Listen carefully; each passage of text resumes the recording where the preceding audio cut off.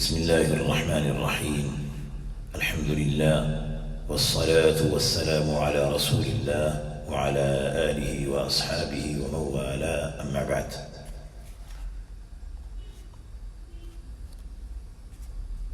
میرے محترم دوستوں اور بھائیوں اور بہنوں اور عزیز بچوں، السلام علیکم ورحمۃ اللہ وبرکاتہ۔ سامعین کرام، ہمارے آج کے اس درس کا موضوع ہے توحید الوہیت۔ ما توحید الالہیہ، توحید الوہیت کسے کہتے ہیں؟ توحید الوہیت یہ ہے تمام ظاہری اور باطنی اور قولی اور عملی عبادتوں کو صرف اللہ سبحانہ و تعالیٰ کے لیے خاص کرنا۔ تمام ظاہری اور باطنی اور قولی اور عملی عبادتوں کو صرف اللہ سبحانہ و تعالیٰ کے لیے خاص کرنا، اور اس کے علاوہ ہر چیز سے عبادت کی نفی کرنا، خواہ ملائکہ اور رسول ہی کیوں نہ ہو۔ جیسے کہ اللہ سبحانہ و تعالیٰ نے فرمایا وَقَضَى رَبُّكَ أَلَّا تَعْبُدُوا إِلَّا إِيَّاهُ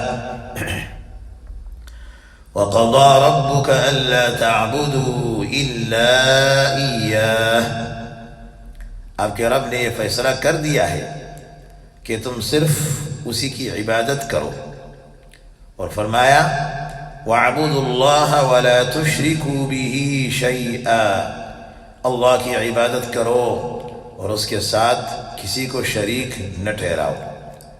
نیز فرمایا اننی انا اللہ لا الہ الا انا فاعبدنی واقم الصلاة لذکری، اننی انا اللہ لا الہ الا انا فاعبدنی واقم الصلاة لذکری، میں ہی اللہ ہوں، میرے سوا کوئی معبود نہیں، اس لیے میری عبادت کرو اور میری یاد میں نماز قائم کرو۔ لا الہ الا اللہ کی شہادت میں یہ ساری باتیں آ جاتی ہیں۔ اسی طرح میرے محترم دوستوں اور بھائیوں، اللہ سبحانہ و تعالیٰ نے ایک اور آیت کریمہ میں فرمایا وما خلقت الجن والانس الا لیعبدون، میں نے جن اور انس کو صرف اپنی عبادت کے لیے پیدا کیا ہے۔ توحید الوہیت کی ضد کیا ہے؟ ما ضد توحید الالہیہ، توحید الوہیت کی ضد کیا ہے؟ توحید الوہیت کی ضد شرک ہے۔ اس کی دو قسمیں ہیں۔ نمبر ایک شرک اکبر، جو توحید کے بالکل منافی ہے۔ نمبر دو شرک اصغر، جو کمال توحید کی ضد ہے۔ شرک شرک الاکبر، شرک اکبر کسے کہتے ہیں؟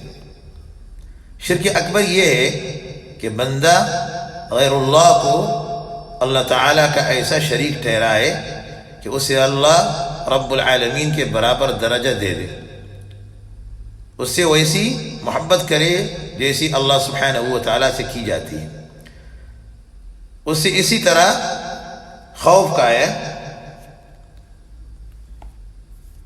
اس سے اسی طرح خوف کھائے جس طرح اللہ سبحانہ و تعالیٰ سے خوف کھایا جاتا ہے۔ غیر اللہ سے پناہ مانگے، اسی کو پکارے، اس سے ڈرے، اس سے امیدیں باندھے، اسی کی طرف راغب ہو اور اسی پر توکل کرے۔ بالفاظ دیگر اللہ جل جلالہ کی معصیت میں اس کا حکم بجا لائے یا اللہ کی ناراضگی میں اس کی پیروی کرے۔ اللہ سبحانہ و تعالیٰ نے فرمایا ان اللہ لا یغفر ان یشرک بہ وَيَغْفِرُ مَا دُونَ ذَلِكَ لِمَن يَشَاءُ وَمَن يُشْرِكْ بِاللَّهِ فَقَدِ افْتَرَى إِثْمًا عَظِيمًا، اللہ جل جلالہ اپنے ساتھ شرک کو کبھی نہیں بخشتا اور اس سے چھوٹے گناہ کو بخش دیتا ہے جس کے لیے چاہتا ہے، اور جو اللہ کے ساتھ شریک ٹھہراتا ہے تو اس نے بہت ہی بڑے گناہ کا بہتان باندھا۔ نیز باری تعالیٰ نے فرمایا وَمَن يُشْرِكْ بِاللَّهِ فَقَدْ ضَلَّ ضَلَالًا بَعِيدًا، جو اللہ کے ساتھ شرک کرے تو وہ دور کی گمراہی میں جا پڑا۔ نیز حق سبحانہ وتعالی نے فرمایا وَمَن يُشْرِكْ بِاللَّهِ فَقَدْ حَرَّمَ اللَّهُ عَلَيْهِ الْجَنَّةَ وَمَأْوَاهُ النَّارُ، جو اللہ کے ساتھ شرک کرے اس پر اللہ نے جنت حرام کر رکھی ہے اور اس کا ٹھکانہ جہنم ہے۔ نیز اللہ سبحانہ وتعالی نے فرمایا وَمَن يُشْرِكْ بِاللَّهِ فَكَأَنَّمَا خَرَّ مِنَ السَّمَاءِ فَتَخْطَفُهُ الطَّيْرُ أَوْ تَهْوِي بِهِ الرِّيحُ فِي مَكَانٍ سَحِيقٍ، جو اللہ کے ساتھ شرک کرے تو گویا وہ آسمان سے گر پڑا، اب چڑیا اسے نوچ لے یا ہوا اسے اڑا کر کسی دور دراز مکان میں ڈال دے۔ اور رسول اللہ صلی اللہ علیہ وسلم نے فرمایا حق اللہ علی العباد ان یعبدوہ ولا یشرکوا بہ شیئا، وحق العباد علی اللہ الا یعذب من لا یشرک بہ شیئا، بندوں پر اللہ سبحانہ وتعالیٰ کا حق یہ ہے کہ وہ اس کی عبادت کرے اور اس کے ساتھ کسی بھی چیز کو شریک نہ ٹھہرائے، اور اللہ پر بندوں کا حق یہ ہے کہ وہ اسے عذاب نہ دے جو اس کے ساتھ کسی بھی چیز کو شریک نہ ٹھہرائے۔ شرک کی وجہ سے انسان دین سے خارج ہو جاتا ہے، خواہ وہ کلہ شرک کرے جیسے کہ کفار قریش تھے، یا چھپا کر کرے جیسے کہ دھوکہ منافقین تھے جو بظاہر مسلمان تھے اور در پردہ کافر، ان دونوں میں ذرہ برابر فرق نہیں تھا۔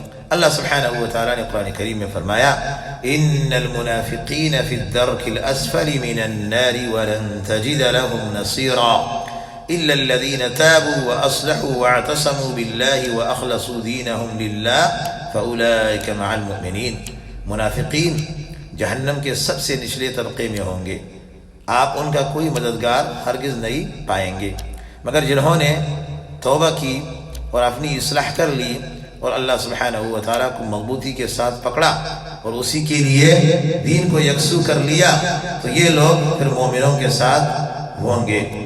تو میرے محترم دوستوں اور بھائیوں، ان آیات اور احادیث سے یہ معلوم ہوا کہ توحید کے بغیر جو ہے انسان جو ہے کچھ بھی نہیں ہے، اور شرک جو ہے گناہوں میں سب سے بڑا گناہ ہے، اور توحید الوہیت کی ضد جو ہے یہ شرک اکبر ہے، اور جس نے اس کا ارتکاب کیا اور توبہ نہیں کیا، ایسی حالت میں مر گیا، اللہ سے ملا، تو اس کے اوپر جنت حرام، اس کا ٹھکانہ جو ہے وہ جہنم ہے۔ جیسے کہ رسول اللہ صلی اللہ علیہ وسلم نے فرمایا، جابر رضی اللہ عنہ سے روایت فرماتے ہیں کہ رسول اللہ صلی اللہ علیہ وسلم نے فرمایا من لقی اللہ لا یشرک بہ شیئا دخل الجنہ، جو شخص اللہ سے ایسی حالت میں ملا کہ اس نے اللہ جل جلالہ کے ساتھ کسی چیز میں شرک نہیں کیا ہے، وہ جنت میں جائے گا، وہ جنتی۔ ومن لقیہ یشرک بہ شیئا دخل النار، جو ایسی حالت میں اللہ سے ملا کہ اس نے اللہ سبحانہ وتعالی کے ساتھ کسی چیز میں شرک کیا ہے، تو وہ اس کا ٹھکانہ جہنم ہے، وہ جہنم ہی میں داخل ہوگا۔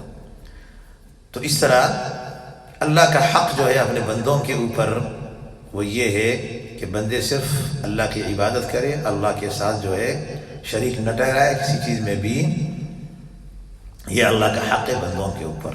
اور اسی طرح بندوں کا حق اللہ کے اوپر پھر یہ ہے کہ جو لوگ اللہ کے ساتھ شرک نہیں کرتا، جو لوگ اللہ سبحانہ وتعالی کے ساتھ شرک نہیں کرتا، اللہ سبحانہ وتعالی اسے عذاب نہیں دے گا، اس کے لیے جنت ہے۔